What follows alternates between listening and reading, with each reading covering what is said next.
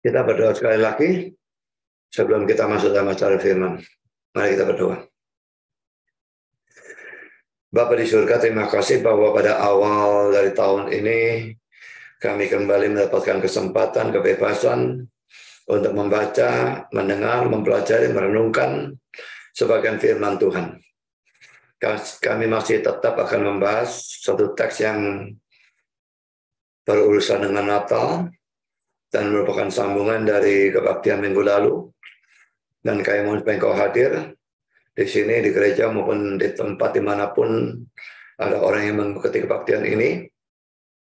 Dan memimpin mengarahkan seluruh acara firman, baik penyampaian maupun penerimaan. Dan tolong hamba mudah menyampaikan, berikan kekuatan, jasmani pikiran khususnya suara, berikan pengurapan, berikan kata-kata, berikan apapun yang dibutuhkan supaya firman bisa sampaikan dengan sebaik-baiknya, dengan jelas, dan biarlah semuanya dibungkus dengan kuasa dan pekerjaan Roh-Mu, karena kami sadar tanpa itu semua akan sia-sia. Dan tolong kami semua dalam mendengar, berikan kami hati yang terbuka, konsentrasi yang baik dari awal sampai akhir, dan terang secukupnya supaya kami bisa mengerti. Dan setelah kami mengerti, kalau ada orang-orang yang belum percaya, kami secara khusus berdoa untuk mereka, tolong mereka untuk bisa percaya dan diselamatkan. Dan bagi mereka yang sudah percaya, tolong mereka bisa ditumbuhkan, didewasakan, dan didorong untuk memberitakan firman ini kepada orang-orang lain. Setan pasti bekerja dimanapun dan kapanpun firman dan Injil disampaikan. Dan karena itu kami mohon Engkau kuatkan semua kami menghadapi godaan dan serangan setan di dalam bentuk apapun. Terima kasih Bapa, berfirman kami siap untuk mendengarkan. Dalam nama Yesus kami berdoa. Amin.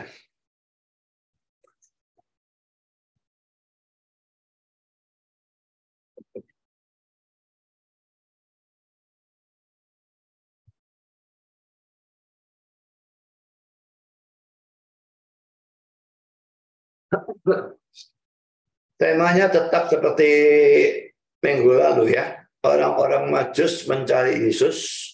Demikian juga teksnya tetap, tetapi ini adalah session yang kedua. Matius 2 ayat 1-12 kita baca sekali lagi saudara. Sesudah Yesus dilahirkan di Bethlehem di tanah Yudea pada zaman Raja Herodes. Datanglah orang-orang Majus dari timur ke Yerusalem dan bertanya-tanya, di manakah dia raja orang Yahudi yang baru dilahirkan itu? Kami telah melihat bintangnya di timur, dan kami datang untuk menyembah dia. Ketika Raja Herodes mendengar hal itu, terkejutlah ia beserta seluruh Yerusalem. Maka dikumpulkannya semua imam kepala dan ahli Taurat bangsa Yahudi, lalu dimintanya keterangan dari mereka, di mana Mesias akan dilahirkan. Mereka berkata kepadanya, di Bethlehem di tanah Yudea, karena demikianlah ada tertulis dalam kitab Nabi. Dan engkau Bethlehem tanah Yehuda, engkau sekali-kali bukanlah yang terkecil di antara mereka yang memerintah Yehuda. Karena daripada mula akan bangkit seorang pemimpin yang akan mengembalakan umatku Israel. Dan dengan diam-diam Herodes memanggil orang-orang Majus itu, dan dengan teliti bertanya kepada mereka, bila mana bintang itu nampak. Kemudian ia menyuruh mereka ke Bethlehem, katanya, pergi dan selidikilah dengan seksama hal-hal mengenai anak itu, dan segera sesudah kamu menemukan dia, kabarkanlah kepadaku supaya aku pun datang menyembah dia. Setelah mendengar kata-kata raja itu, berangkatlah mereka, dan lihatlah, bintang yang mereka lihat di timur itu mendahului mereka hingga tiba dan berhenti di atas tempat di mana anak itu berada. Ketika mereka melihat bintang itu, sangat bersukacitalah mereka. Maka masuklah mereka ke dalam rumah itu dan melihat anak itu bersama Maria ibunya, lalu sujud menyembah dia.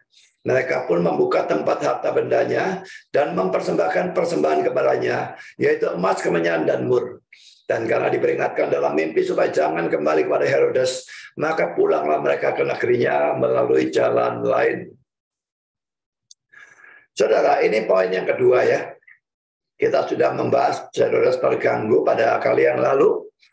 Tapi sekarang saudara, poin yang kedua ini ketika Herodes terganggu, seluruh Yerusalem juga terganggu bersama dengan dia. Itu dikatakan di dalam ayat 3. Kalau Herodes terganggu, bisa kita mengerti. Tetapi kenapa gerangan seluruh Yerusalem juga terganggu bersama dengan dia? Ini kata-kata dari Spurgeon ya. Dia mengatakan, mengapa seluruh Yerusalem terganggu bersama Herodes. Karena mereka pikir akan terjadi pertikaian atau perang antara raja yang baru itu dengan Herodes. Dan akan ada gangguan atau problem terhadap Yerusalem. Kalau ada pertikaian, ada perang antara dua raja, selalu akan ada gangguan, ada problem. Tetapi pertikaian cuma dalam khayalan mereka. Karena Herodes itu raja duniawi, sedangkan Yesus itu raja rohani. Sebetulnya tidak perlu ada pertikaian apapun, betulnya ya. Saudara, dengan cara yang sama ada orang-orang Kristen yang beranggapan supaya kita jangan menyebarkan Injil atau agama Kristen. Nanti yang satu percaya yang ini dan yang lain percaya yang itu, dan terjadi pertikaian. Akan terjadi perpecahan dalam keluarga. Kalau kita membawa agama atau kekristenan atau Yesus atau Injil ke dalamnya. Saudara, memang ya, kalau Injil atau kekristenan itu masuk ke suatu tempat, apakah suatu negara atau ke suatu suku atau suatu keluarga, memang itu bisa menimbulkan pertikaian atau perpecahan. Kalau bisa membaca ayatnya sendiri, Lukas 12 ayat 49, dan secara khusus Matius 10 ayat 34 sampai dengan 36, di mana Yesus mengatakan secara eksplisit, aku datang bukan untuk membawa damai, tetapi membawa pedang. Tentu dia juga membawa damai ya. Dia mendamaikan manusia dengan Allah, dia mendamaikan manusia dengan sesamanya dan sebagainya. Tetapi dia menekankan di sini bukan hal itu. Dia menekankan dia datang membawa pedang. Dalam arti bagaimana? Dalam arti kalau suatu kelompok mula-mula itu rukun-rukun saja.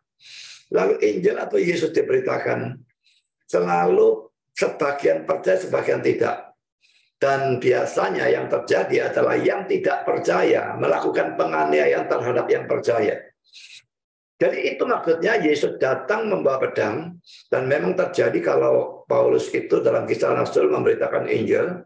Di mana-mana rasanya, dimanapun yang memberitakan Injil, sebagian percaya, sebagian tidak, lalu terjadi bentrokan dan macam-macam kekacauan sampai dia yang disebut sebagai troublemaker, pembuat kekacauan.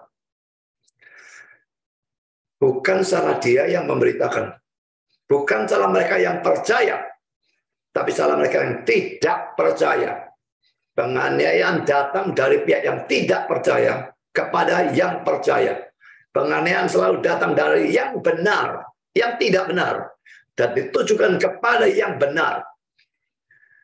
Jadi saudara, kalau kita memang tahu bahwa pada waktu satu kelompok rukun-rukun saja, dan Injil diberitakan lalu sangat besar kemungkinan terjadi kekacauan, apakah sebaiknya Injil tidak diberitakan saja? Pikirkan yang ini saudara. Kalau Injil atau kekristenan tidak masuk sama sekali ke tempat itu, semua mereka akan masuk ke neraka. Yesus itu mutlak adalah satu-satunya jalan ke surga. Dan tanpa dia diberitakan kepada kelompok itu, maka tidak ada orang bisa percaya kepada dia. Hanya orang bodoh yang mengatakan kita hanya perlu hidup suci, hidup saleh. Itu cara memberitakan Injil. Hidup saleh itu tidak memberitakan Yesus, saudara. Mereka mungkin akan mengagumi saudara sebagai orang yang saleh, tapi mereka tidak pernah mendengar tentang Yesus dari hidup saleh saudara. Jadi itu tidak mungkin bisa menyelamatkan siapapun. Kalau mau menyelamatkan, maka tidak bisa tidak, Injil harus diberitakan. Mereka harus mengerti, baru ada kemungkinan mereka percaya. Memang itu pun mereka percaya atau tidak, tergantung Tuhan memberikan anugerah kepada mereka atau tidak. Kalau mereka dianugerahi, mereka percaya. Kalau tidak, ya tetap tidak. Tapi kalau diberitakan kepada banyak orang, biasanya selalu ada yang dianugerahi, ada yang lalu percaya, dan inilah yang terjadi, lalu terjadi ada pedang dan sebagainya. Tapi sebagian lalu menambahkan juga bahwa biasanya orang-orang terganggu pada saat Injil masuk, bukan hanya berurusan dengan pedang tadi, tetapi karena Injil itu dianggap mencampuri kehidupan mereka yang berdosa.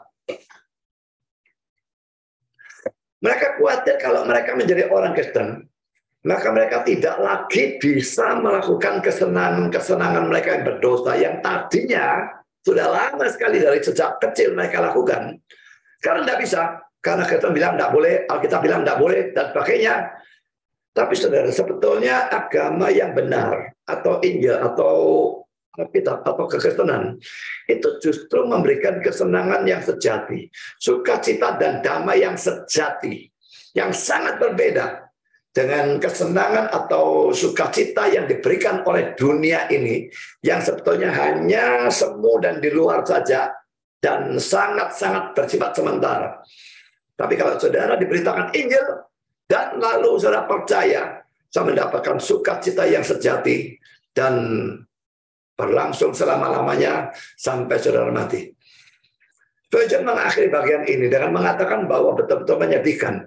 Kalau Injil yang merupakan kabar baik bagi manusia itu justru mengganggu manusia. Betul-betul menyedihkan kalau kasih karunia yang cuma-cuma, gratis ya, ternyata mengganggu mereka. Betul-betul menyedihkan kalau pintu surga yang terbuka lebar itu ternyata mengganggu mereka. Betul-betul menyedihkan kalau permintaan supaya mereka dibersihkan atau dibasuh oleh darah Kristus ternyata mengganggu mereka. Terganggu karena belas kasihan yang tidak terbatas. Terganggu oleh kasih yang maha kuasa.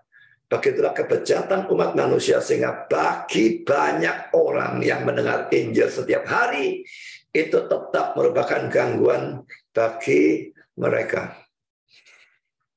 Saudara, seringkali terganggu karena pemberitaan Injil, terganggu karena mungkin saudara punya kepercayaan yang lain, yang percaya selamat karena perbuatan baik, dan pada waktu Injil yang sejati diberitakan, dikatakan selamat hanya karena iman saja, dan saudara marah karena itu.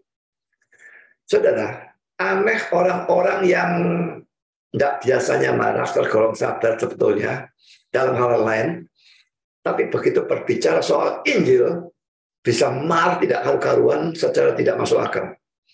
Mengapa? Karena saudara, dalam hal-hal yang lain setan tidak merasa perlu bikin dia marah. Tapi pada waktu Injil diberitakan kepada dia, setan tidak senang anaknya bertobat lalu percaya Kristus dan diselamatkan. Karena itu dia hasut sedemikian rupa, entah bagaimana. Ingat, dia lihai luar biasa. Dengan orang itu yang biasanya sabar, justru ngamuk karena berita sukacita. Karena berita Injil yang sudah bisa menyelamatkan dia, lalu menjadi marah. Saudara, ini suatu risiko yang harus kita tanggung kalau kita memberitakan Injil. Dan kalau itu terjadi, jangan peduli. Mereka mau marah, tidak marah, itu urusan mereka dengan Tuhan. Urusan saudara adalah memberitakan Injil kepada mereka. Memang kita mesti berusaha dengan sebijaksana mungkin. Tapi jangan bersikap bijaksini dengan tidak memberitakan Injil. Memberitakan Injil, lakukan dengan bijaksana. Lakukan dengan benar. Kalau tidak perlu nyerang kepercayaan mereka. Injilnya saja diberitakan. Tapi kadang-kadang memang tidak bisa. Karena pada waktu kepercayaan mereka itu bertentangan dengan kepercayaan kita. Misalnya mereka percaya keselamatan karena perbuatan baik. Bagaimana itu tidak bisa, bagaimana bisa kita biarkan? Tidak mungkin, saudara. Kita mesti serang itu, tidak bisa tidak.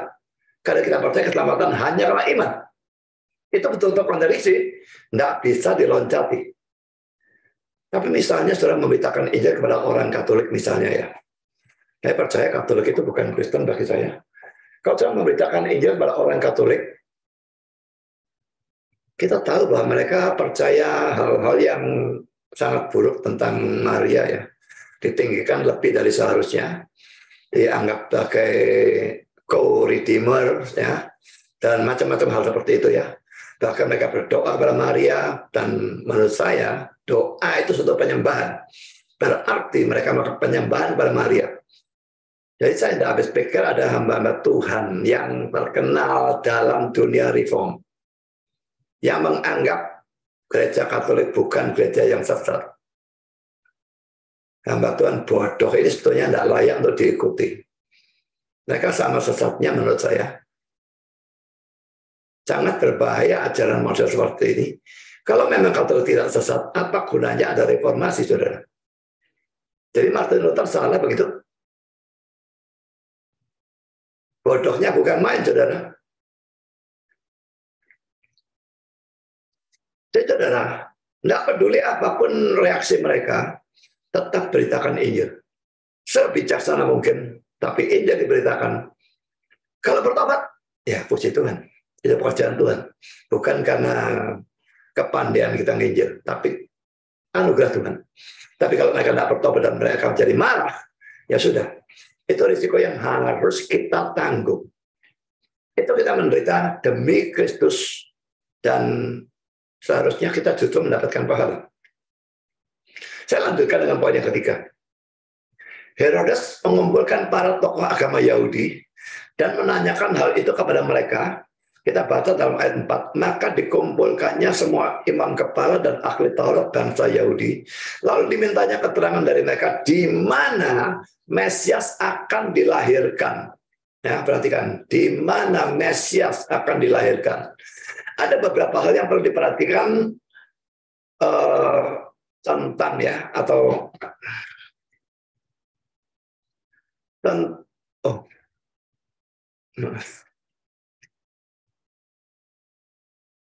tentang sikap Herodes yang ditunjukkan dalam ayat ini. Pertama, Herodes mau belajar firman Tuhan dari tokoh-tokoh Yahudi. Saudara, kalau cuma sampai di sini, ini rasanya bagus sekali. Tapi ada lanjutannya. Tetapi, ya, Herodes mau belajar firman dari tokoh-tokoh Yahudi. Tetapi, pertama saudara, hanya tentang topik yang dia ingin ketahui, yaitu di mana Mesias akan dilahirkan. Dia tidak mau eksposisi atau topik-topik yang lain, dia tidak pedulikan itu. Dia hanya mau belajar tentang topik satu ini saja, di mana Mesias akan dilahirkan. Nah, ada dua hal yang perlu saudara ketahui dalam persoalan ini ya. Pertama, saudara, poin A, kalau saudara adalah orang yang pada waktu belajar firman, ikut PA atau ikut kebaktian atau apapun, selalu pilih-pilih topik. Hanya ke gereja kalau topiknya menyenangkan atau menarik. Ya, maka saudara adalah orang yang sangat mirip atau sama boleh dikatakan dengan Herodes. Pilih-pilih topik. Saya melihat PA yang kita lakukan itu ya. Kalau topiknya menarik, yang ngikuti di YouTube itu banyak. Baik langsung maupun setelahnya. Tapi kalau topiknya biasa-biasa saja, apalagi eksposisi ya. Coba suatu kali saya berikan eksposisi dari suatu teks begitu ya, dalam PA. Saudara nanti bisa lihat yang ikut selalu anjlok. Sangat banyak orang tidak senang eksposisi. Dan itu yang bagi saya tidak. Saya mengerti kan. Ini orang-orang Kristen ini tidak senang eksposisi berarti tidak senang firman Tuhan. Karena eksposisi itu betul-betul membukakan firman Tuhan. Menjelaskan firman Tuhan. Orang yang tidak senang eksposisi, itu memang tidak cinta firman Tuhan, tidak senang firman Tuhan. Dan kekristenannya layak untuk dipertanyakan. Orang yang selalu pilih-pilih topik. Kalau topiknya predestinasi, wah mereka senang mendengar. Kalau topiknya tentang Tritunggal, atau bidat, oneness, dan pakainya, wah mereka senang mendengar. Tapi topiknya biasa-biasa saja. Orang-orang Majus dan pakainya itu mereka tidak senang mendengar. Saudara, kalau saudara jadi orang tua dan saudara punya anak, coba pikir ya. Kalau anak itu diberikan makanan yang hanya yang dia senangi, maka dia akan minta es krim, podeng, dan permen, dan macam-macam hal yang makanan yang tidak sehat. Saudara sebagai orang tua sebetulnya yang menentukan, bukan menuruti saja apa kemauan dia. Kadang-kadang menuruti es krim tidak apa-apa, tapi terus-terusan menuruti es krim itu tidak pada tempatnya. Orang tua yang lebih bijaksana tahu anak ini butuh apa. Kita memberikan apa yang dia butuhkan, bukan apa yang dia inginkan. Sama dalam hal ini, saudara. Pendeta yang bijaksana memberikan apa yang jemaat butuhkan, bukan apa yang jemaat inginkan. Saya tahu topik-topik apa yang menyenangkan. Dan kalau saya mau banyak penonton dalam YouTube saya akan khotbahkan topik-topik yang menyenangkan. Tapi saya bukan pendeta yang seperti orang tua yang bodoh itu. Saya memberikan apa yang saya anggap jemaat butuhkan. Bukan apa yang jemaat inginkan. Yang kalau diberikan terus-menerus tidak akan membawa kebaikan bagi mereka. Saya tidak mau itu. Tidak peduli yang nonton cuma sedikit. Saya tetap berikan apa yang mereka butuhkan. Poin B, saudara, ini sudah saya jelaskan itu sebetulnya. Orang yang selalu memilih topik adalah seperti anak yang memilih makanannya sendiri. Pikirkan itu, saudara. Apakah lebih buruk atau lebih baik daripada anak yang dipilihkan makanannya oleh orang tuanya? Tentu saja kalau orang tuanya itu cukup bijaksana ya. Kalau orang tua tidak karu-karuan, repot, saudara ya. Ya, yang gampang aku goreng, kok paling gampang itu goreng. Ya sudah, tak kasih gorengan terus. Bentar lagi saudara keluarga kena serangan jantung semua. Dan dia goreng dengan minyak nabati lagi. Dia nak milih minyak apa yang baik, dia nak pernah mempelajari makanan apa yang bergizi dan sebagainya, asam buat makanan saja. Maka ini merusak kesehatan seluruh keluarga. Jadi saudara, orang tua yang baik mestinya mempelajari juga. Dan pendeta yang baik juga mestinya mempelajari dan mau belajar untuk bisa memberikan makanan yang dia pikirkan, dia tahu ini betul-betul membawa kebaikan bagi jemaat. Dan bukan asal khotbah hal yang menyenangkan. Selama ini saudara mencari khotbah-khotbah yang topiknya menyenangkan, bertobatlah. Saudara itu cuma mirip atau sama dengan Herodes. Belajar hanya mau topik yang dia inginkan. Sekarang poin kedua. Dengan motivasi atau tujuan belajar yang sama sekali salah. Ini Herodesnya ya. Belajar firman dengan motivasi atau tujuan belajar yang sama sekali salah. Dia belajar firman untuk mencari tahu di mana Yesus akan dilahirkan menurut firman Tuhan dalam ayat 4-6. Dan belakangan dia juga bertanya kapan Yesus dilahirkan, ayat 7. Dan tujuan salahnya adalah ini. Dia tujuannya membunuh Yesus. Belajar firman untuk membunuh Yesus. Betul-betul sesuatu yang luar biasa. Kelihatan sepintas bagus, ternyata buruknya luar biasa. Pikirkan apa motivasi saudara dalam belajar firman. Kalau bukan untuk mengenal Allah, bukan untuk lebih bisa menyenangkan Allah, bukan untuk lebih bisa memuliakan Allah, maka sudah belajar firman dengan motivasi yang salah. Belajar firman bagus, tapi semua yang bagus menjadi buruk kalau motivasinya salah. Kalau kita masuk poin yang ketiga. Di satu sisi Herodes itu percaya buat firman Tuhan itu ya, tentang di mana Yesus akan dilahirkan. Tetapi di sisi lain dia tidak percaya kepada Mesias yang diberitakan oleh firman Tuhan itu.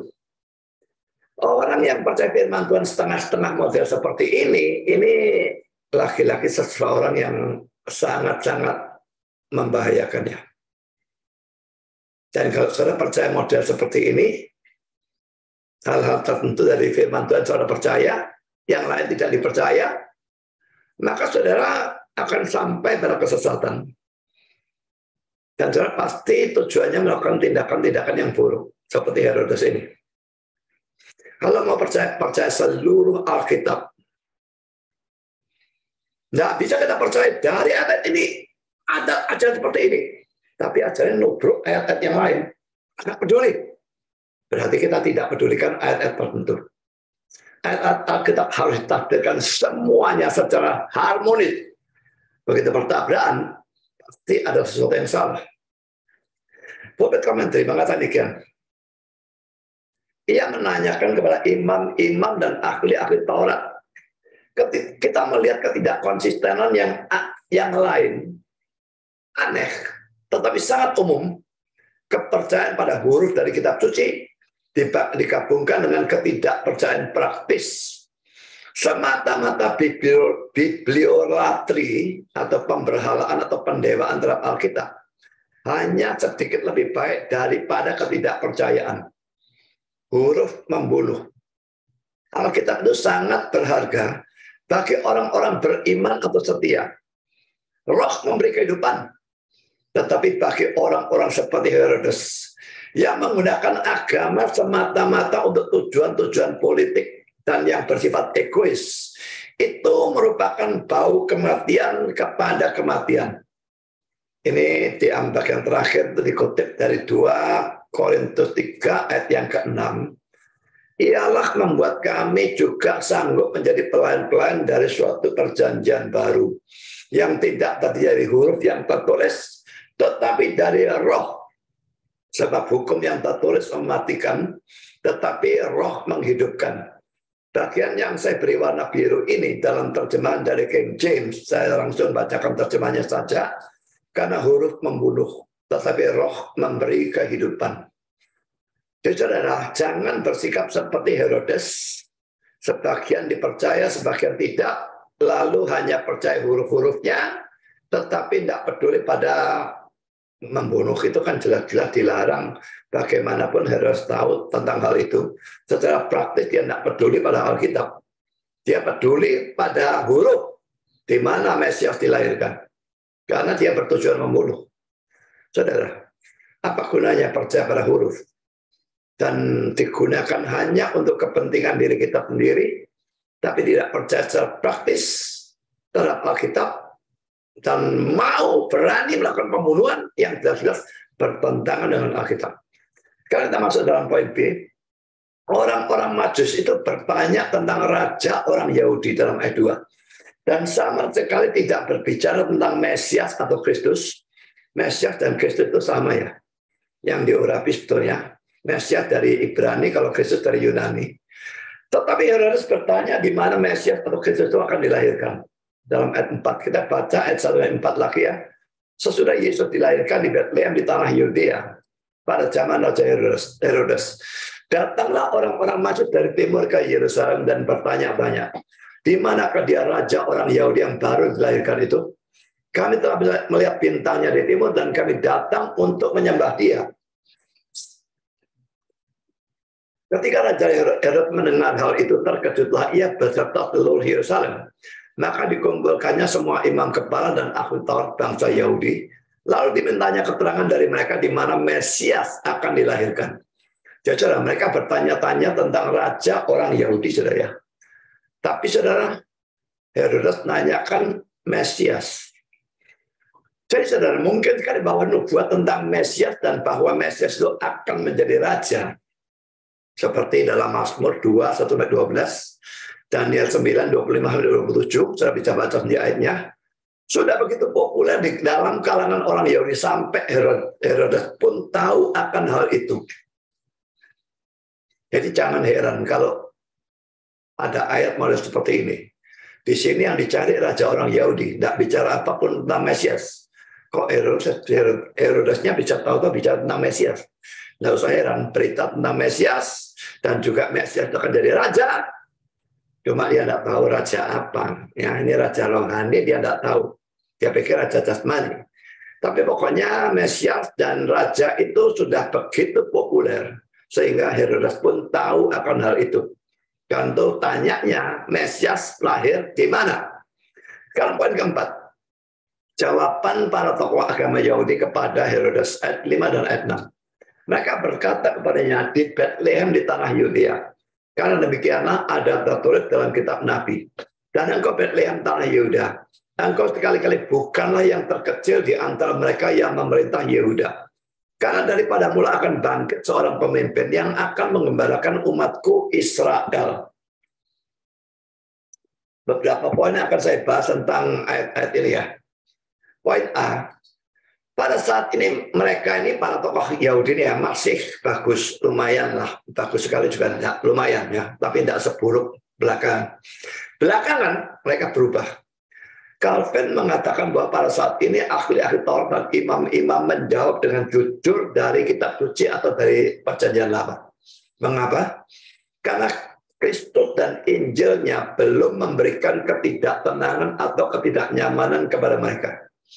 Tetapi belakangan pada waktu Kristus dan Injilnya menekan mereka. Mereka menyemburkan bisa seperti bisanya ular ya, venom ya.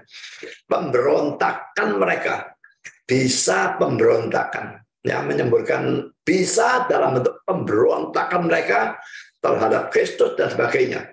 Ini merupakan sesuatu yang biasa terjadi di mana-mana. Jadi ini perlu kita pikirkan dan kita terapkan dalam diri kita sendiri ya. Banyak orang jahat mau tunduk pada Allah dan firman-Nya selama itu tidak merugikan mereka. Tetapi begitu Kristusnya datang dan bertentangan dengan ambisi, ketamakan, kesombongan, kemunafikan, penipuan mereka, mereka segera menjadi marah. Kita memberitakan kepada orang-orang tertentu, saudara, bicara tentang Kristus, mereka mau mendengar. Bicara tentang hal ini, firman Tuhan, mereka mau mendengar. Tapi begitu bicara tentang kesesatan, dan ternyata kesesatannya itu ada dalam diri orang itu atau gereja mereka, mereka langsung keluar sungunya, keluar tanduknya, dan lalu langsung berubah menjadi marah. Kenapa dikasih firman yang sebagian ini mereka tidak masalah, dikasih firman yang sebagian ini masalah? Saudara, yang ini mengganggu mereka, yang ini menyerang mereka, ini membuat mereka marah. Apakah saudara benci firman tertentu, ayat-ayat tertentu dari Alkitab? Kalau iya, saudara seperti tokoh-tokoh Yahudi ini. Kalau memang mau cinta Alkitab, cinta seluruh Alkitab, semua ayat. Pelajari semua ayat. Karena poin B. Orang-orang yang mengerti Alkitab, ya para tokoh Yahudi ini mengerti Alkitab, mengerti perjanjian lama ya. Tetapi acuh tak acuh atau asing terhadap Yesusnya sendiri. Sekalipun dalam perjanjian lama, Yesusnya itu belum dilahirkan. Tetapi banyak sekali dinubuatkan, luar biasa banyak. Jadi orang-orang ini adalah orang-orang yang belajar kitab suci mati-matian. Tetapi pada waktu mereka mendengar bahwa Mesias telah dilahirkan, dan mereka tahu di mana Mesias seharusnya dilahirkan, ini sikap mereka. Mereka tidak ikut bersama-sama dengan orang-orang Majus itu untuk mencari Mesias itu. Mereka adalah rohaniwan-rohaniwan, tetapi mereka cuek, tidak peduli kepada Yesusnya. Dan saudara, percayalah banyak sekali pendeta seperti itu. Kelihatan seperti rohaniwan. Wah, pakai jas, pakai toga bahkan dan sebagainya. Dan khotbahkan Alkitab kelihatannya. Kelihatannya belajar Alkitab. Lulus sekolah teologi dan sebagainya. Tetapi mereka tidak peduli kepada Yesus. Zaman sekarang pun banyak yang seperti itu, dan mereka bisa adalah pendeta, penginjil, misionaris, dosen teologi, anggota atau ketua dari sinode, majelis, maupun pelan-pelan gereja yang lain manapun juga. Orang-orang seperti ini, sekalipun sepintas lalu ya, kelihatannya adalah orang-orang yang pro Kristus, tetapi sebetulnya mereka adalah musuh-musuh Kristus. Jadi hati-hati dengan orang-orang model seperti ini. Tidak selalu orang yang jubahnya itu pelayanan. Betul-betul mencintai Kristus dan betul-betul peduli kepada Kristus. Yang dicari mestinya adalah orang-orang yang bukan hanya rohaniwan, bukan hanya berjubahkan pelayanan, bukan hanya kelihatan belajar firman, tapi peduli kepada Yesus. Menyembah, memuliakan Yesus, dan memberitakan Yesus. Sekarang saudara, illustrator. Dekat dalam hak istimewa. Ya, para rohaniwan itu dekat dengan hak istimewa. Mereka punya Taurat yang bangsa lain tidak punya. Jauh dari kesalahan. Beberapa atau sebagian orang yang paling mengenal Injil secara praktis adalah orang-orang asing terhadapnya. Mereka adalah seperti seseorang yang membaca suatu peta dengan rajin. menguasai geografinya, menandai setiap laut, danau, sungai, mengerti posisi dari setiap barisan gunung-gunung, mempelajari nama-nama dari semua lokasi yang ditunjukkan, tetapi tidak pernah mengunjunginya. Seorang pengarang yang masih hidup menggambarkan perjalanannya ke air terjun Niagara dan berkata, saya bertemu dengan seorang laki-laki yang memberitahu saya bahwa ia telah berjalan dari Boston suatu jarak dari 700 mil untuk melihat Niagara. Pada waktu ada dalam jarak 7 mil, ia mendengar apa yang ia pikirkan merupakan gemuruh dari aliran air yang deras itu dan bertanya kepada seorang yang sedang bekerja di jalan itu, apakah itu memang demikian? Orang itu menjawab bahwa ia tidak tahu. Itu bisa saja, tetapi ia sendiri tidak pernah berada di sana jika itu memang demikian. Tetapi ia telah hidup dalam bunyi atau suaranya seumur hidupnya. Ini merupakan ketololan yang mengherankan atau luar biasa. Siapa yang tidak mengecam ketololan seperti ini? Tetapi itu tidak ada apa-apanya. Sama sekali tidak ada apa-apanya dibandingkan dengan ketololan yang menghancurkan atau menakutkan yang bisa disaksikan kapanpun pada waktu kita memilih untuk melihat ke sekitar kita. Banyak orang berada di dalam bunyi atau suara dari sungai, dari air kehidupan tanpa suatu pengalaman yang sungguh-sungguh dan bersifat pribadi tentang manfaatnya. Orang yang dari jarak jauh 700 mil mau datang ke air terjun Niagara, tapi orang yang tinggal dalam jarak 7 mil dari Niagara, begitu besar Niagara itu sampai bunyinya terdengar dari jarak 7 mil, sekitar 11-12 km gitu ya. Saudara, dia dekat sekali, tapi dia tidak pernah datang ke sana. Sementara orang yang jaraknya 700 mil itu mau datang ke sana. Dan ini sama dengan urusan dalam Injil atau firman Tuhan. Banyak orang punya akses dalam firman Tuhan. Mereka mungkin belajar. Jadi sebetulnya dengan Yesusnya, mereka dekat. Sebetulnya, kelihatannya. Tapi sungguh-sungguh mereka datang kepada Yesus. Tidak pernah. Jangan terlalu cepat percaya orang itu Kristen karena dia mengaku orang Kristen.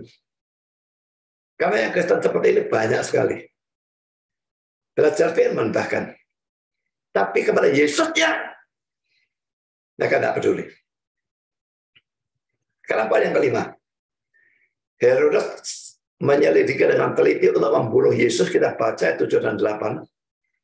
Lalu dengan diam-diam Herodes memanggil orang-orang Majus itu. Dan dengan teliti bertanya kepada mereka, bila mana bintang itu nampak.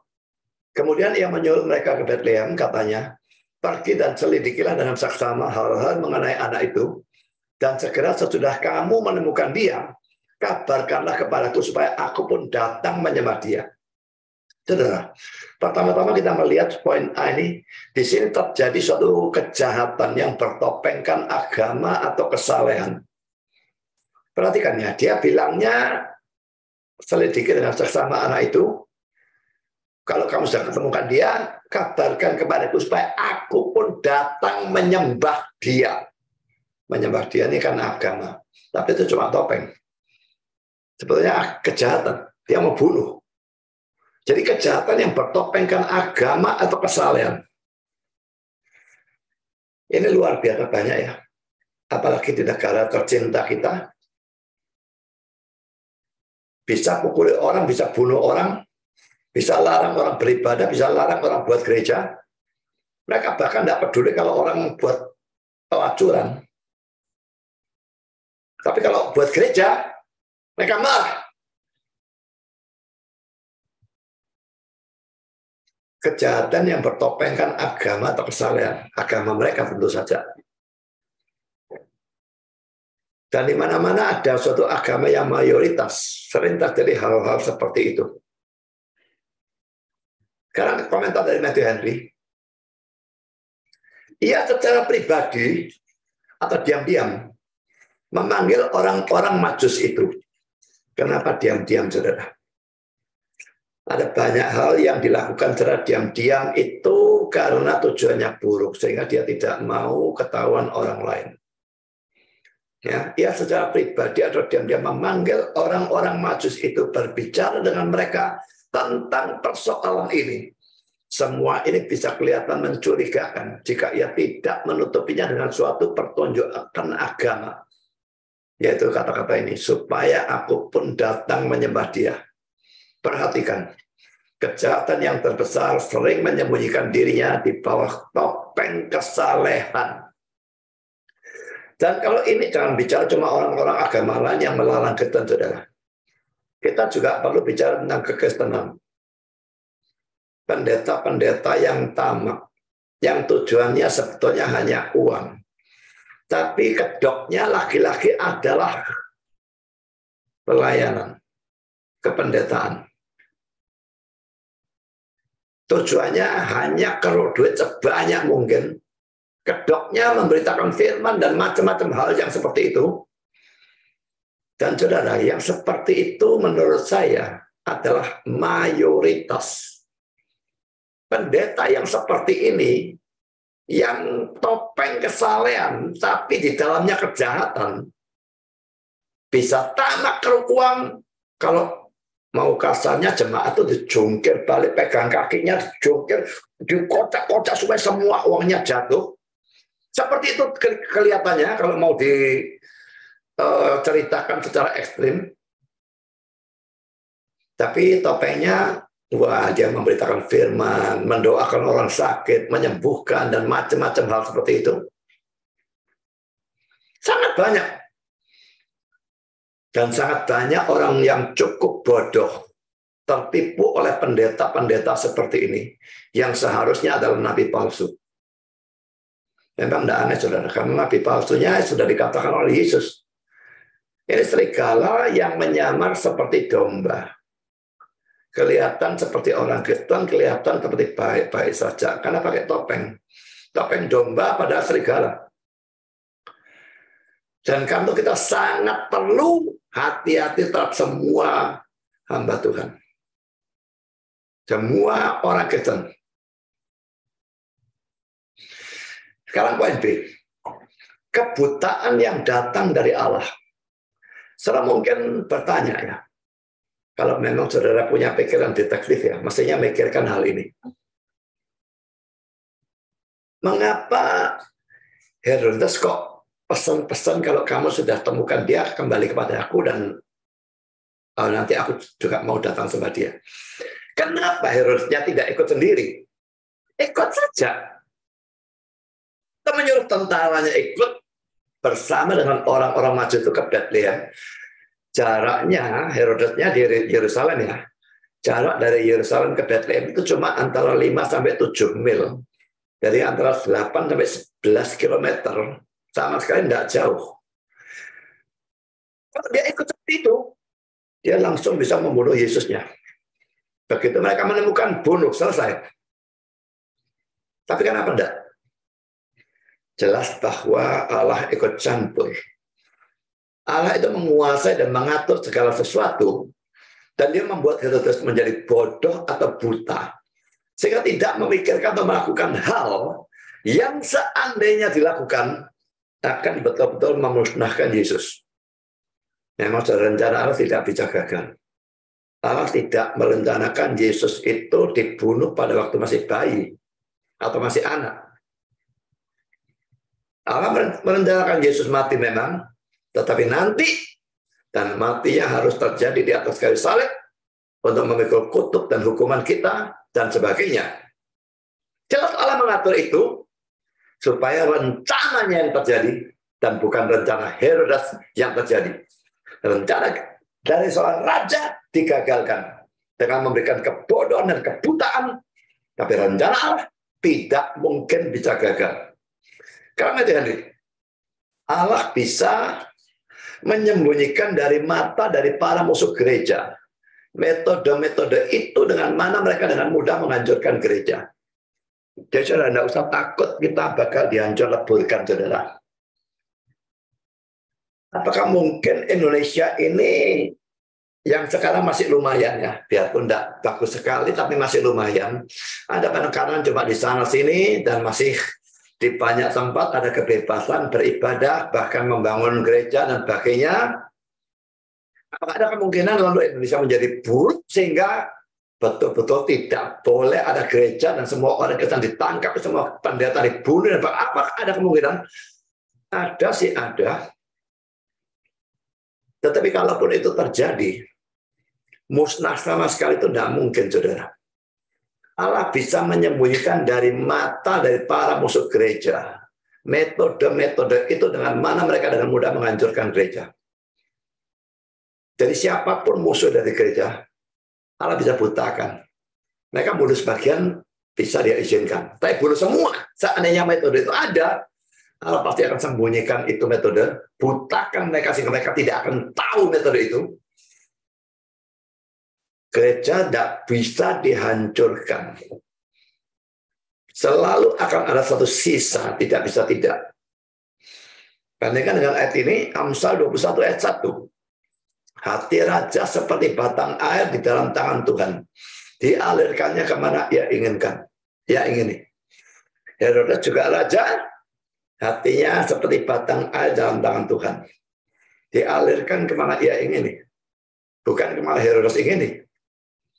Jadi kenapa Herodes tidak ikut? Sehingga begitu ketemu langsung bisa bunuh. Allah mengatur pikirannya dia. Dibutakan, tidak memikirkan hal seperti itu. Karena dia tidak mau Yesus mati pada saat ini. Sesuatu yang sangat melegakan, saudara ya. Bahkan raja, hatinya dalam tangan Tuhan.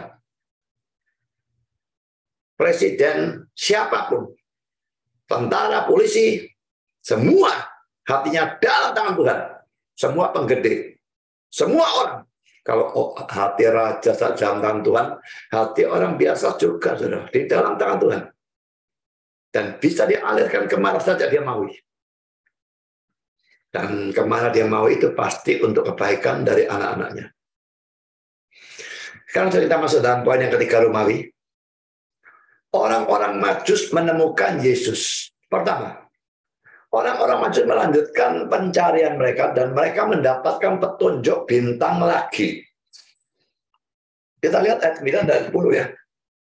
Setelah mendengar kata-kata raja itu, berangkatlah mereka dan lihatlah bintang yang mereka lihat di timur itu mendahului mereka hingga tiba dan berhenti di atas tempat di mana anak itu berada. Ketika mereka melihat bintang itu sangat bersukacitalah mereka. Poin A, saudara. Orang-orang Majus berangkat lagi untuk melanjutkan pencarian mereka. Poin pertama, yang jauh jadi dekat, yang dekat jadi jauh. Ini kata-kata Spurgeon. Ada sesuatu untuk diperhatikan. Sesuatu yang baik, yang layak dipandang. Lihatlah itu. Di sini ada orang-orang yang jauh, yang datang sangat dekat. Orang-orang bijaksana, wise men itu orang Majus ya, dari timur datang dan menyembah bayi Kristus. Tetapi ada sesuatu pada mana tidak diletakkan, lihatlah. Tetapi itu sesuatu yang secara menyedihkan, layak untuk direnungkan atau dipertimbangkan. Di sini ada orang-orang dekat yang jauh. Herodes, penduduk Yerusalem, imam-imam kepala, dan ahli-ahli Taurat. Mereka sama jauhnya dari Kristus, seakan-akan ia, Yesus, telah dilahirkan di timur yang jauh. Sementara mereka tinggal di negeri yang dari jauh datang sedekat dengan dia, seakan-akan mereka sendiri tinggal di Bethlehem. Jadi, saya mempunyai dua hal ini untuk dibicarakan malam ini. Pertama, fakta yang luar biasa, bahwa banyak orang yang jauh dibawa mendekat. Dan fakta menyedihkan yang hampir sama luar biasanya, bahwa banyak orang yang kelihatannya sangat dekat, tidak pernah betul-betul datang dekat kepada Yesus.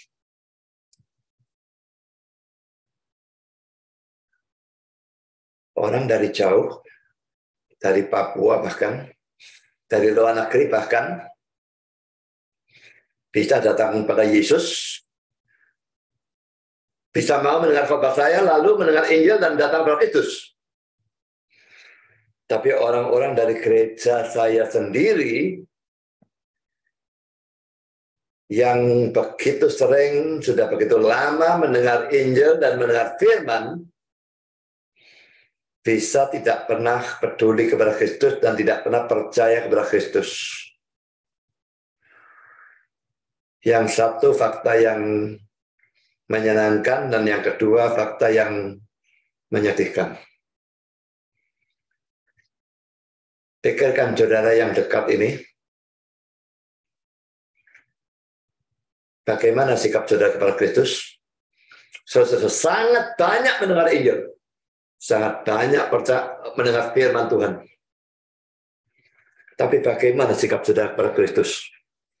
Seperti Herodes, penduduk Yerusalem, imam kepala dan sebagainya.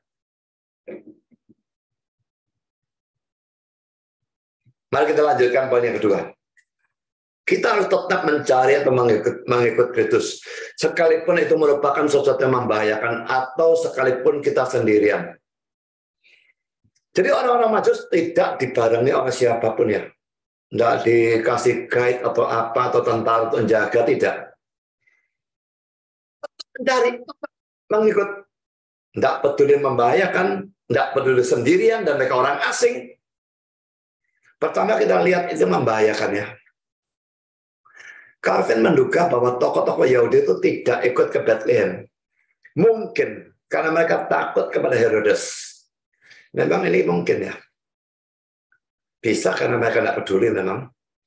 Tapi bisa karena mereka sebetulnya kepingin tahu, ikut tapi takut. Wah, ikut nanti dianggap pro raja yang baru lah. Mereka dibunuh Herodes. Kita pada pelajaran yang lalu sudah melihat Herodes mudah curiga dan kejamnya luar biasa. Dan ini menakutkan. Ini kata-kata Calvin ya. Mungkin mereka takut pada kekejaman Herodes. Tetapi itu menunjukkan rasa tidak tahu terima kasih yang jahat. Bahwa untuk keselamatan yang telah ditawarkan kepada mereka, mereka tidak mau mengalami resiko apapun. Dan kurang mempedulikan kasih karunia Allah daripada mengkerutnya dahi seorang tiran. Jadi mereka lebih peduli, lebih takut pada dahinya Herodes mengkerut. Nyorong gini ngamuk jelas ya. Peduli raja yang baru. Bunuh kamu. Nah, mereka takut itu. Mereka peduli. Tapi kasih karunia Allah, mereka kurang pedulikan atau bahkan tidak pedulikan. Saudara, memang raja dahinya mengkerut kepada saudara itu menakutkan. Tapi mengabaikan kasih karunia Allah sebetulnya itu jauh-jauh lebih menakutkan. Karena itu membawa saudara ke neraka. Apa yang lebih menakutkan daripada neraka? Jadi saudara, apapun siapapun yang bagaimanapun menakutkannya, buang itu jauh-jauh. Jangan takut pada itu. Harus lebih memikirkan kasih karunia Allah. Karena tanpa itu, saudara tidak akan pergi ke surga. Dan kalau tidak ke surga, satu-satunya tempat yang tersisa hanyalah neraka. Sekarang poin B. Mencari terus. Atau ikut Yesus terus. Sekalipun sendirian. Tidak ada guide, tidak ada pengawal, tidak ada apa-apa. Dan ingat zaman dulu ya, tidak ada Google Map ini. Seandainya ada Google Map, enak, gampang ketemunya. Tapi ini tidak ada apa-apa. Peta biasa pun mungkin tidak ada. Metode ini mengatakan demikian. Mungkin merupakan sesuatu yang mengecilkan hati bagi orang-orang bijaksana ini. Untuk mendapati dia yang mereka cari diabaikan seperti itu di kampung halamannya sendiri. Ini pertama-tama bagian ini perlu kita renungkan ya. Memang ya, mungkin mengecilkan hati. Mereka datang dari jauh, tapi ini orang di Yerusalem, jaraknya cuma dekat sekali. Tidak peduli. Apakah ini mereka ini salah? Mestinya mengecilkan hati. Tapi tidak. Mereka tidak lakukan itu. Tidak kecil hati, terus cari. Saya lanjutkan. Apakah kami datang dari jauh untuk menghormati raja orang Yahudi? Dan apakah orang-orang Yahudi sendiri begitu meremehkan dia dan kami? Tetapi mereka berkeras dalam ketetapan hati mereka. Perhatikan, kita harus meneruskan perjalanan kita bersama Kristus. Sekalipun kita sendirian dalam hal itu, apapun yang orang-orang lain lakukan, kita harus melayani Tuhan. Jika mereka tidak mau pergi ke surga bersama kita, kita tidak boleh pergi ke neraka bersama mereka. Dalam gereja kita sendiri ini, atau siapapun yang ikut mendengar khotbah ini, tekankan hal ini ya. Kalau saudara menginjili orang dan sebagainya, dan orang itu tidak mau ikut ke surga bersama saudara, jangan saudara ikut ke neraka bersama dengan mereka.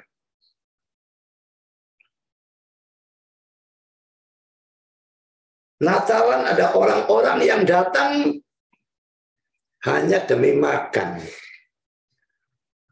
Kalau datang demi makan, wah itu balapan. Cepat-cepat sekali. Mereka rajin sekali.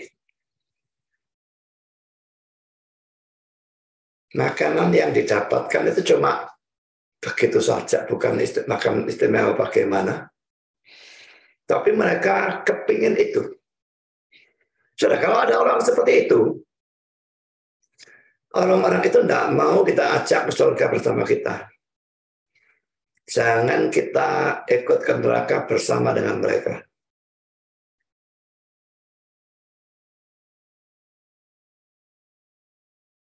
Kita harus injili orang. Kalau bisa, orang semua ikut kita ke surga. Tapi mereka tidak mau. Jangan kita ikut mereka ke neraka. Karena poin B, bintang yang mereka lihat di timur itu sekarang muncul lagi. Berarti hilang sebentar ya. Lalu muncul lagi. Ya, jadi tadi bintang itu hilang. Ya, bukan hilang, tapi tidak kelihatan entah gimana lah. Memang mukjizat kan ya. Mengapa? Pertama, saudara, Calvin mengatakan supaya orang-orang Majus bertanya dan sekaligus memberi informasi tentang kelahiran Mesias kepada orang-orang Yahudi. Dan itu menyebabkan mereka tidak punya alasan atau excuse untuk tidak datang kepada Yesus. Seandainya orang-orang Majus itu dipimpin oleh bintang terus sampai ke rumah di mana Yesus berada. Dan mereka tidak tanya kepada Herodes, dan Herodes tidak panggil tokoh-tokoh Yahudi itu, maka orang-orang Yahudi di Yerusalem, lalu Herodes, lalu tokoh-tokoh Yahudi itu punya alasan untuk tidak percaya Kristus. Lah, aku tidak tahu kok. Tapi sekarang dengan Tuhan lenyapkan bintang itu sebentar, sehingga orang-orang Majus harus bertanya kepada Herodes, lalu Herodes tanya kepada tokoh-tokoh Yahudi. Semua tahu, dan semua sekarang tidak punya alasan mengapa waktu orang Majus pergi ke sana, kamu tidak ikut mencari dan menyembah, karena kamu tidak punya alasan. Kamu pergi ke neraka selama-lamanya. Pemikiran Calvinnya luar biasa saya pikirnya. Dari mana bisa memikirkan seperti itu ya? Bagi saya tidak terpikir belas. Ini hebatnya para penafsir, khususnya Calvin dalam hal ini, bisa memikirkan hal-hal yang tidak terpikirkan. Kan kalau seorang pengkhotbah atau pendeta tidak mau belajar buku-buku tafsiran, khotbahnya tidak akan terlalu ada isinya, saudara. Isinya hanya dari otak dia saja. Tapi kalau belajar buku tafsiran, maka kita mendapatkan pikiran dari orang-orang ini yang begitu hebat. Saya belajar gunakan banyak buku, kenapa? Kan dari sini dapat ini banyak, khotbahnya menjadi kaya. Kalau cara melihat khotbah yang kering, hampir tidak ada isinya, atau betul-betul tidak ada isinya, kecuali dongeng, lelucon, dan kesaksian, dan sebagainya, bisa dipastikan mereka tidak belajar firman.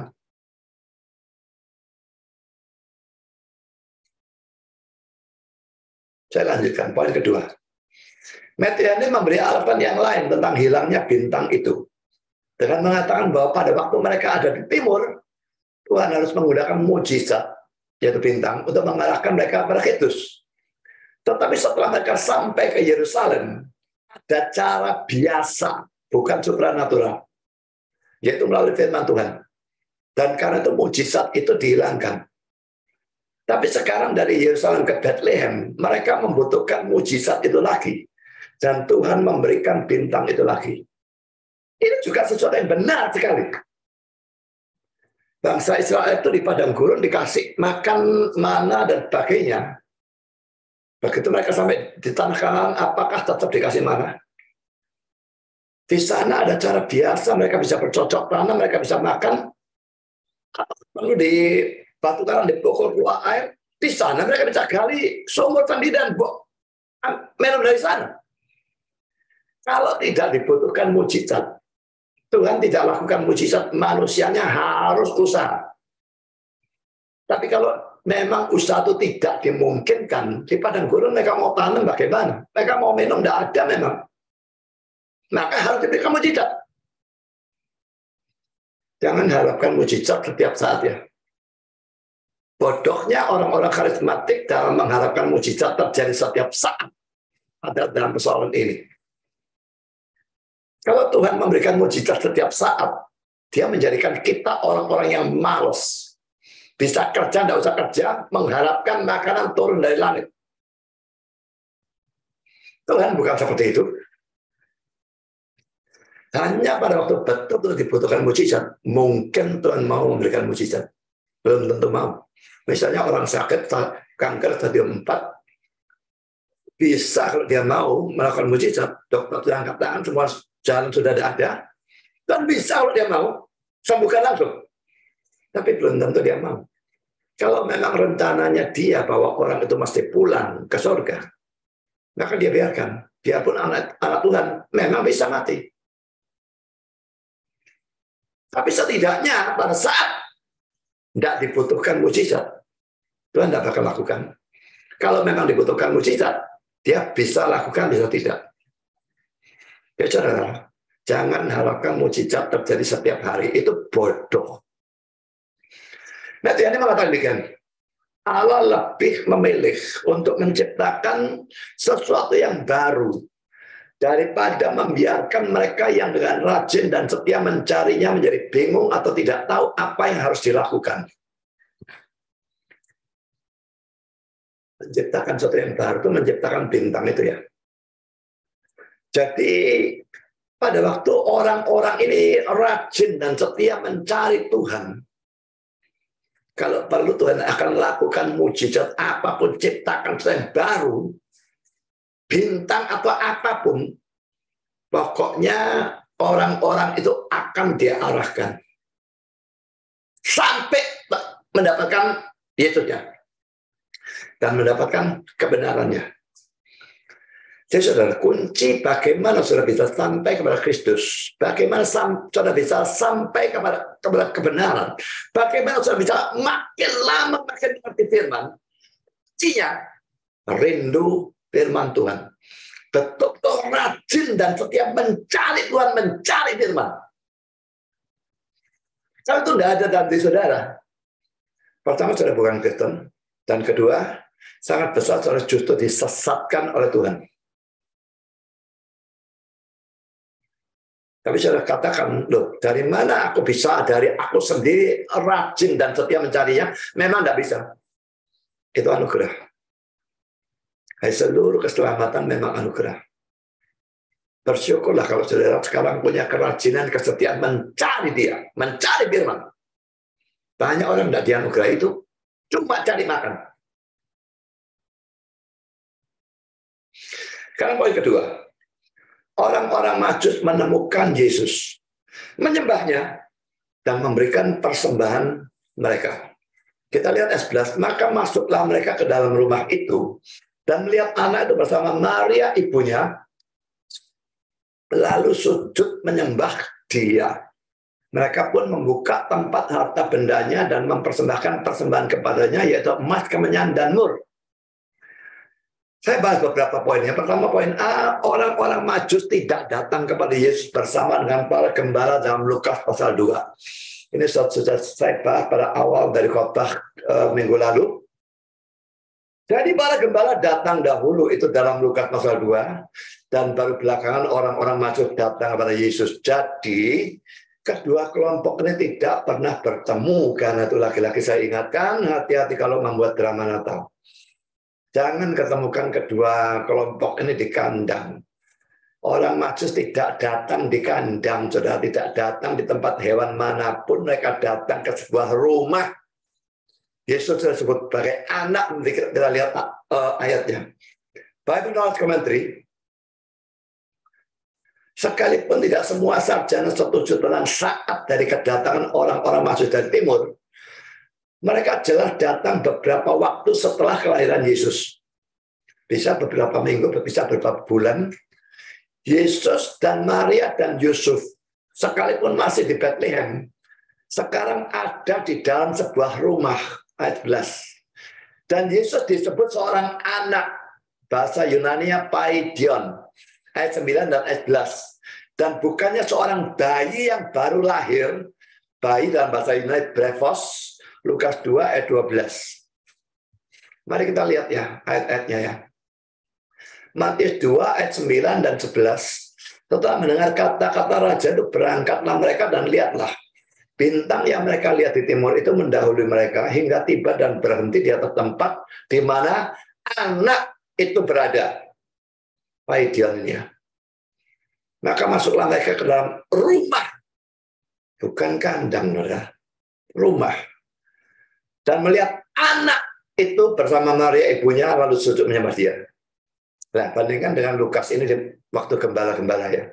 Lukas 2:12. Dan inilah tandanya bagimu, kamu akan menjumpai seorang bayi brephos dibungkus dengan lampin dan terbaring di dalam palungan, berada di tempat hewan.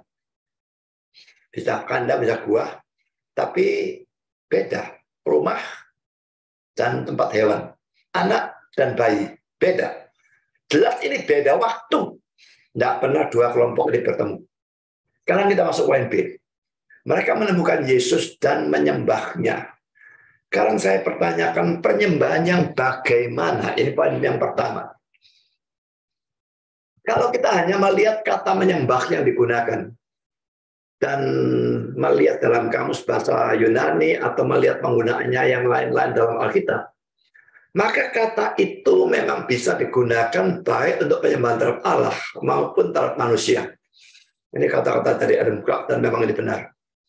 Tetapi adalah aneh bahwa dalam konteks seperti ini, yang saya tekankan ini saudara, dalam konteks seperti ini saudara, ada orang-orang yang memperdebatkan penyembahan yang bagaimana yang dilakukan oleh orang-orang Majus ini. Ini kata-kata dari Matthew Poole. Dan bahkan lebih aneh lagi bahwa Calvin yang disebut atau dianggap sebagai raja penafsir menganggap bahwa penyembahan yang mereka lakukan adalah penyembahan terhadap seorang raja yang besar atau agung. Calvin yang tadi saya katakan sebagai luar biasa tetap bisa melakukan hal yang salah.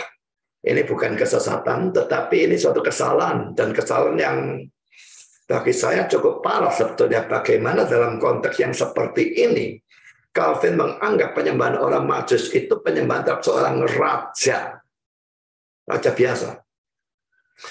Saya secara mutlak lebih menyetujui pandangan dari para penafsir seperti Matthew Henry, Jamieson, Fausset, and Brown, dan Spurgeon yang menganggap bahwa ini merupakan penyembahan agama atau penyembahan rohani terhadap Allah, tapi mereka tujukan kepada Yesus.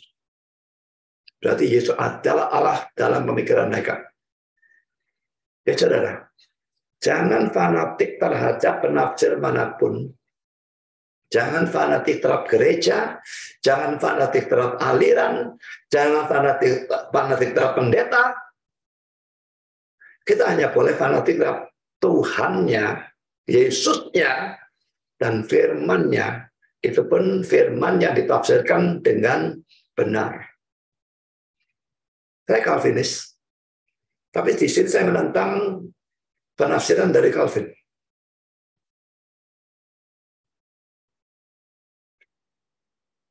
Jangan jadi orang yang fanatik. Mati-matian bela pendetanya, gerejanya, tidak peduli salah, bagaimanapun dibela. Saudara betul-betul jadi pengikut dari gereja dan pendeta, bukan pengikut Kristus. Saya lanjutkan, saudara. Sebagai argumentasi, Jamieson, Faust, and Brown mengatakan bahwa kata yang diterjemahkan mempersembahkan persembahan dalam ayat 11 sering digunakan dalam perjanjian lama berkenaan dengan persembahan kepada Allah. Dan dalam perjanjian baru digunakan 7 kali dan selalu menunjuk pada persembahan dalam arti agamawi kepada Allah.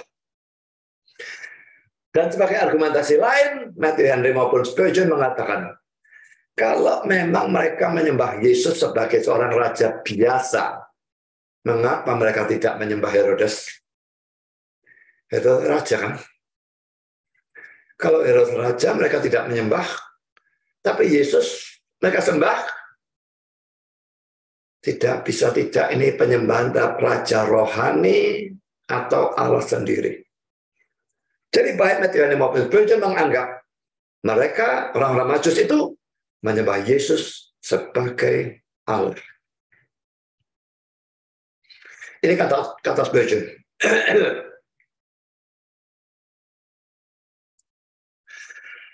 Orang-orang bijaksana ini bukanlah Unitarian. Unitarian itu seperti Saksi Yehova, beda organisasi saja. Ini kelompoknya yang dulu debat dengan saya, Benny Irawan, Nono, lalu Frank Donald, dan sebagainya. Tapi orang-orang bijaksana bukanlah Unitarian yang tidak mempercayai kealahan Kristus. Kalau dikatakan oleh beberapa orang bahwa mereka hanya memaksudkan untuk datang dan memberikan penghormatan dari seorang raja. Ini saya berikan warna hijau karena ini salah. Dan ini argumentasinya. Lalu, mengapa mereka tidak menyembah Herodes? Dan mengapa Herodes berkata bahwa ia ingin menyembahnya? Itu tidak cocok. Pemikiran itu tidak boleh ditoleransi atau dibiarkan sebentar pun. Orang-orang Majus itu percaya bahwa ia yang dilahirkan sebagai raja orang Yahudi adalah lebih dari seorang manusia. Dan mereka telah datang untuk menyembahnya. Poin kedua, mereka tetap menyembahnya sekalipun keadaan lahiriah dari Yesus tidak seperti keadaan dari seorang raja, apalagi dari Allah. Keadaan dari Allah. Seperti bayi penampilannya. Tetap disembah. Coba pikirkan ya, seandainya saudara dalam posisi dari orang-orang Majus, melihat seorang bayi, tidak berdaya apa-apa, tidak bisa apa-apa, mau menyembah. Iman dari orang-orang Majus ini luar biasa. Sama hebatnya saya kira dengan iman dari penjahat yang bertobat di kayu salib. Melihat Yesusnya sekarat. Sama dengan mereka. Kok bisa-bisanya dia percaya? Sudah memang menunjukkan bahwa iman itu anugerah ya. Tanpa dianugerahi, tidak logis sebetulnya. Orang yang bayi, orang percaya kepada orang yang sekarat, itu tidak logis. Tapi kalau iman dianugerahkan, tidak peduli logis atau tidak logis, mereka akan percaya. Mereka menyembah Yesus sekalipun mereka melihat poin A, seorang bayi yang lemah dan tidak berdaya. Betul-betul membutuhkan iman yang luar biasa untuk mau menyembah seorang bayi seperti itu. Lalu poin B, orang tua Yesus miskin, bukan bangsawan atau raja, dan bayi itu ada dalam sebuah rumah. Rumah ya biasa, bukan istana. Keadaan Yusuf dan Maria juga miskin dan tidak punya kedudukan apa-apa, dan tempat sederhana yang menjadi tempat tinggal bayi ternyata tidak menjadi halangan bagi orang-orang Majus itu untuk percaya bahwa bayi miskin itu adalah raja. Ini lagi-lagi menunjukkan iman yang luar biasa. Dan saudara, penampilan lahiran Yesus ini sesuai dengan nubuat dalam Yesaya 53 ayat 2b. Ia tidak tampan dan semaraknya pun tidak ada sehingga kita memandang dia, dan rupa pun tidak sehingga kita menginginkannya. Kalau dia dikatakan tidak tampan, tidak berarti dia jelek ya. Memang tidak tampan bisa jelek, tapi tidak harus jelek kan. bisa biasa-biasa saja, bisa. Tapi jelas dia tidak tampan seperti ya aktor aktris yang bagaimana ganteng luar biasa, tidak. Jadi kalau dalam gambar-gambar Yesus itu boleh dikatakan gambarnya cukup tampan ya. Itu jelas bukan Yesus. Karena ini mengatakan tidak tampan. Itu tampan. Gambar-gambar foto-foto Yesus itu hasil karya artis. Tidak ada peninggalan foto atau lukisan apapun tentang rupa Yesus yang sesungguhnya. Semaraknya juga tidak ada. Tidak glamor begitu ya. Pakai mahkota atau apa. Tidak ada. Jadi tidak ada apapun yang bagus sehingga kita memandang dia. Rupa juga tidak sehingga kita menginginkan dia. Tapi toh mereka mau menyembahnya. Bandingkan dengan Matius 13, 53, 56 yang menunjukkan bahwa banyak orang tidak percaya pada Yesus karena penampilan lahiriahnya. Jadi pepatah bahasa Inggris, don't judge a book by its covers. Jangan menilai sebuah buku dari sampulnya atau ya pokoknya luarnya itu ya. Banyak buku didesain bagus, luarnya bagus sekali, isinya kacau balau, tidak karu-karuan, dan sebaliknya. Menilai orang juga, kelihatan orangnya baik, orangnya menarik, orangnya pede begitu, hatinya busuk luar biasa, bisa sekali. Justru orang busuk itu pintar sandiwara, saudara. Orang yang tulus tidak biasanya sandiwara. Kalau orang sandiwara, dia tidak tulus. Mari kita baca ayatnya ya. Matius 13, 53, 56. Setelah Yesus selesai menceritakan perumpamaan-perumpamaan itu, ia pun pergi dari situ. Setibanya di tempat asalnya, Yesus mengajar orang-orang di situ di rumah ibadat mereka. Maka takjublah mereka dan berkata, dari mana diperolehnya hikmat itu dan kuasa untuk mengadakan mujizat-mujizat itu? Bukankah ia ini anak tukang kayu? Nah, ini melihat dari luarnya ya. Bukankah ibunya bernama Maria dan saudara-saudaranya Yakobus, Yusuf, Simon, dan Yudas? Dan bukankah saudara-saudaranya perempuan semuanya ada bersama kita? Laki-laki semua ditinjau secara lahiriah, dilihat dari luar. Jadi dari mana diperoleh semua itu? Dan karena itu mereka tidak mau percaya dia. Saudara, jangan menilai buku, agama, gereja, kalau gereja besarnya, indahnya, lalu pendeta juga gelarnya, gagahnya, orang itu berdasarkan penampilan lahiriahnya. Ingat ya, penampilan lahiriah sangat sering menipu.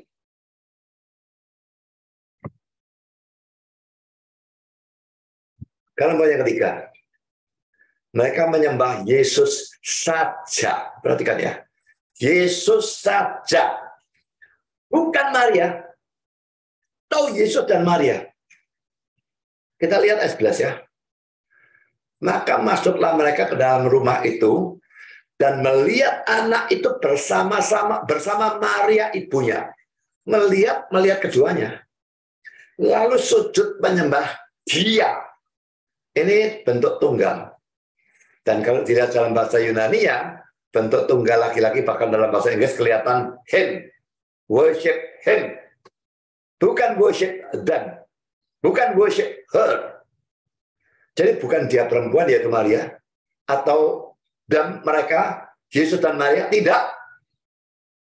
Yang dilihat dua-dua. Yang disembah hanya Yesus. Mengapa kadang ada orang doa pada Maria? Doa itu suatu penyembahan. Dan mereka sujud bahkan bukan pada Marianya, tapi pada patungnya. Dan ini bukan penyembahan berhala. Dan ini dikatakan oleh beberapa pengkhotbah bahkan tidak sesat. Luar biasa banyolnya. Mereka pun membuka tempat harta bendanya, dan sebagainya. Nggak usah saya bacakan. Yang saya tekankan, yang saya garis bawahi saja. Menteri, anak yang muda atau kecil itu dengan Maria atau ibunya. Dan tersungkur dan menyembahnya, ayat 2 catatan. Dalam anak kalimat yang terakhir, ini Maria tidak disebutkan. Anak kalimat terakhir itu maksudnya yang ini ya. Lalu sujud karena dia, Marianya tidak disebutkan. Jadi tidak ada penyembahan kepada Maria. Buat komentari, mereka jatuh tersungkur dan menyembah dia. Dia, kami memperhatikan, bukan sang ibu yang perawan. Kalau dalam bahasa Inggris, him. Him. Dia laki-laki ya. Bukan Maria. Sekarang Spurgeon, tokoh-tokoh reformasi kuno sering berkata, ini ada tulang yang menyangkut di tenggorokan orang Roma, maksudnya Roma Katolik. Dan mereka tidak dapat mengeluarkannya ataupun menelannya. Karena ayat itu tidak berkata mereka melihat Maria dan bayi itu. Bayi itu disebut lebih dulu. Dan mereka datang untuk melihat dia. Dan ayat itu tidak berkata bahwa mereka tersungkur dan menyembah mereka. Kalau ada kesempatan untuk melakukan penyembahan terhadap Maria, maka sebetulnya inilah kesempatannya di mana bayi itu baru dilahirkan dan sangat bergantung kepada ibunya. Mengapa orang-orang Majus tidak berkata sama Maria dan langsung memulai penyembahan terhadap Maria? Tetapi mereka ini adalah orang-orang yang bijaksana, wise men. Mereka bukan pastor-pastor dari Roma. Karena kalau demikian mereka mungkin sudah melakukannya. Kata-katanya indah tetapi jelas sinis sekali ya. Dan kalau orang Katolik baca ini bisa dipastikan kupingnya panas sekali ya dengar kata-kata model seperti ini. Tetapi saudara, mengapa panas kalau ini memang merupakan kebenaran? Ada suatu kebenaran bahwa mereka tidak menyembah Maria. Dan ada suatu kebenaran fakta bahwa orang-orang Katolik, pastor dan sebagainya, termasuk Paus, memang juga sujud kepada patungnya Maria dan berdoa kepada Maria, dan itu penyembahan. Pastor yang lalu barusan mati, saya lihat orang beri RIP, ada satu orang yang nekat. Good news katanya. Betul ya. Good news. Nabi palsu mati, good news. Memang lebih bagus lagi sebetulnya andai kata nabi palsu itu bertobat. Tapi kalau dia tidak bertobat, lebih baik dia mati. Saya berikan catatan ya, dalam terjemahan King James, orang-orang Majus, dalam Matius 2:1 itu terjemahkan wise men atau orang-orang yang bijaksana. Karena itu dikatakan di sini orang-orang yang bijaksana. Mereka tidak sembah Maria, karena mereka bijaksana. Yang sembah Maria, orang-orang bebal dan bodoh. Karena poin C, mereka memberikan persembahan yaitu emas, kemenyan, dan mur dalam ayat B. Ada dua macam penafsiran tentang persembahan mereka ini. Pertama, saudara, ada orang-orang yang menganggap bahwa persembahan ini mempunyai arti atau makna, dan arti atau maknanya pun bisa berbeda-beda. Poin A, ada yang menganggap bahwa emas merupakan persembahan untuk seorang raja, dan ini cocok, Yesus memang seorang raja. Lalu kemenyan adalah persembahan untuk seorang imam, karena imam yang bakar kemenyan ya. Jadi Yesus cocok memang ada seorang imam atau pengantara, dan mur adalah persembahan untuk orang mati, karena Yesus memang datang untuk mati. Jadi tiga jenisnya cocok untuk Yesus. Poin kedua, ada yang menganggap emas merupakan persembahan untuk seorang raja, kemenyan merupakan persembahan untuk Allah. Karena pada waktu memang imam yang bakar kemenyan, tapi tujuannya kan untuk Allah gitu ya.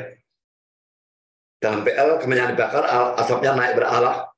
Dan mur merupakan persembahan untuk manusia yang harus mati, karena mur dipakai untuk membalsam orang mati.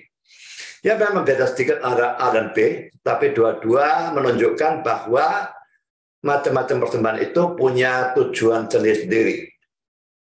Tapi poin dua ini berbeda, kebanyakan penafsir menganggap bahwa orang-orang Majus ini hanya memberikan hal-hal terbaik dari tempat asal mereka. Kalau ini yang benar, maka saudara ini merupakan teladan bagi kita untuk juga selalu memberikan yang terbaik bagi Kristus. Dan ini saya tekankan untuk saudara yang pelit memberi kalau urusan memberi kepada Tuhan. Ingat ya, semua yang saudara punya itu Tuhan yang beri kepada saudara. Kalau bukan karena berkat Tuhan, saudara bekerja pun saudara tidak akan dapat apapun. 100% Tuhan berikan kepada saudara. Memberikan 10 persembahan persepuluhan saja. Terlalu banyak orang-orang Kristen pelit. Bahkan untuk persembahan sukarela pun cari duit kecil. Nggak mau cari duit besar. Teladani orang-orang Majus dalam hal ini. Mereka memberikan hal-hal yang terbaik dari tempat asal mereka. Persembahan untuk Tuhan harusnya membuat kita tuh rela berkorban. Dan bukannya uang sisa-sisa. Dan dengan segala macam alasan dan dalih.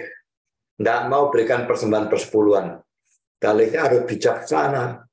Bijaksananya mbahmu dah. Itu bijaksini, bukan bijaksana.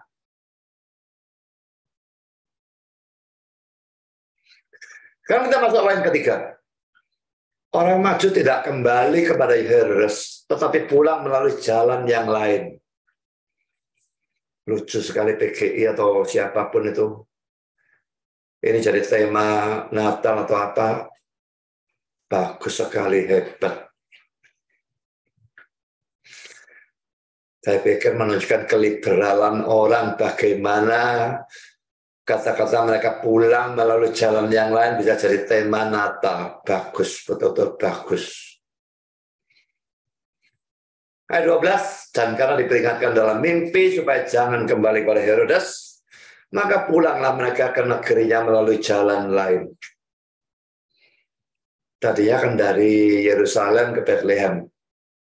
Pulangnya tidak kembali ke Yerusalem lagi, kembali lewat jalan lain. Karena diperingatkan oleh Tuhan melalui mimpi, maka mereka diberitahu rupanya kalau kamu balik, kamu beritahu, Herodes akan bunuh. Saudara, poin A, mereka diperingati dalam mimpi oleh Allah untuk tidak kembali kepada Herodes maupun kepada orang-orang Yerusalem, orang-orang yang tidak layak mendapatkan laporan mereka tentang Kristus yang sebetulnya bisa mereka lihat dengan mata mereka sendiri, tetapi yang mereka tidak mau melihatnya. Mereka pulang melalui jalan lain ke negerinya untuk memberitakan kabar baik ini kepada orang-orang senegara mereka. Poin B, kita tidak pernah mendengar apa-apa lagi dalam Alkitab tentang orang-orang Majus ini. Tetapi pulpit komentar mengatakan bahwa mereka pulang sebagai orang yang beriman. Dan akhirnya mati sebagai orang yang beriman. Karena kalau Allah memulai suatu pekerjaan yang baik dalam diri seseorang, dia pasti menyelesaikannya sesuai dengan ayat ini, Filipi 1 ayat yang ke-6. Akan hal ini aku yakin sepenuhnya, yaitu Ia yang memulai pekerjaan yang baik di antara kamu akan meneruskannya sampai kepada akhirnya pada hari Kristus Yesus. Saudara, sudahkah Allah memulai pekerjaan yang baik di dalam diri saudara? Kalau itu tidak pernah terjadi, saudara belum Kristen.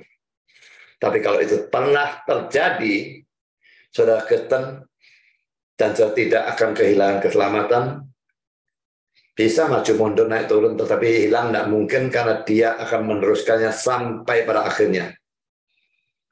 Orang-orang Majus ini jelas Allah memulai pekerjaan yang baik. Mereka datang dari timur karena bintang itu memimpin. Jelas itu pekerjaan dari Allah. Baik. Dalam diri mereka, dia meneruskan pasti orang-orang ini sampai pada iman yang sejati dan seterusnya pasti menjadi orang beriman sampai mati. Siapapun yang sudah datang atau percaya dengan sungguh-sungguh pada Kristus, bukan hanya sudah selamat, tapi juga tidak akan kehilangan keselamatannya. Jadi ayat ini, Filipi 1 ayat 6 ini juga merupakan ayat dasar dari keselamatan tidak bisa hilang, atau poin terakhir dari tulip, Certificate of the Saints. Bukan karena kita yang setia, tapi Allah-nya setia. Sekarang dia memulai suatu pekerjaan baik, dia terus meneruskan. Dia bukan seperti manusia yang kadang-kadang cek kalau istilahnya orang sini ya. Mulai ini berhenti, mulai ini berhenti, belum selesai berhenti, ganti, belum selesai ganti. Saya sendiri sering seperti itu. Tapi Tuhan tidak. Dia yang memulai pekerjaan baik di antara kamu akan meneruskannya sampai pada akhirnya pada hari Kristus Yesus.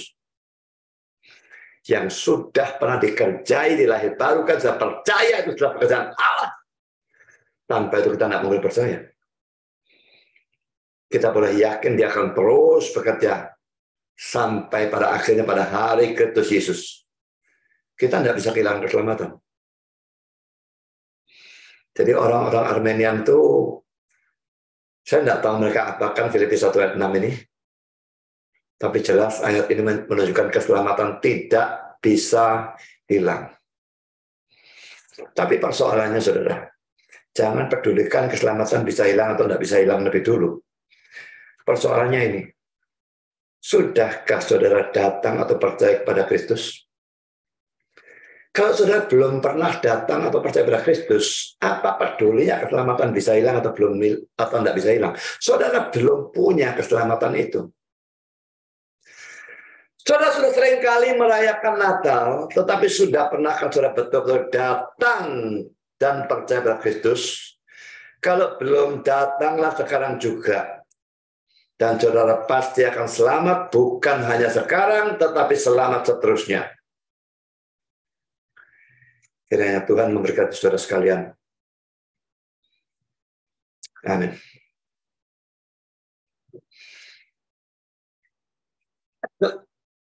Mari kita berdoa.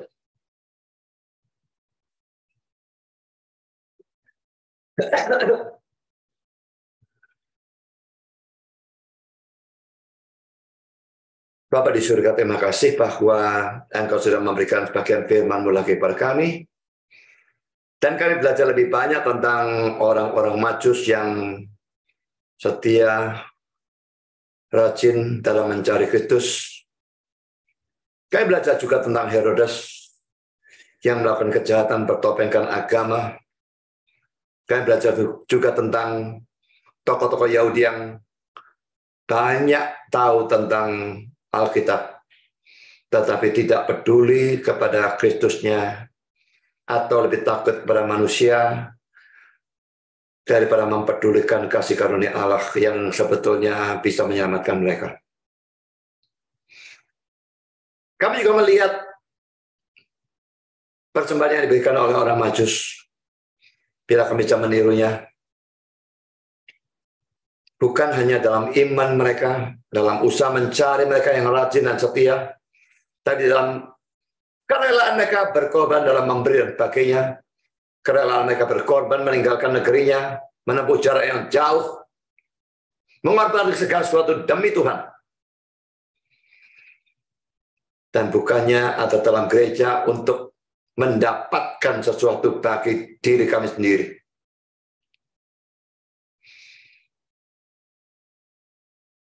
Terima kasih Bapa. Dalam nama Yesus kami berdoa. Amin.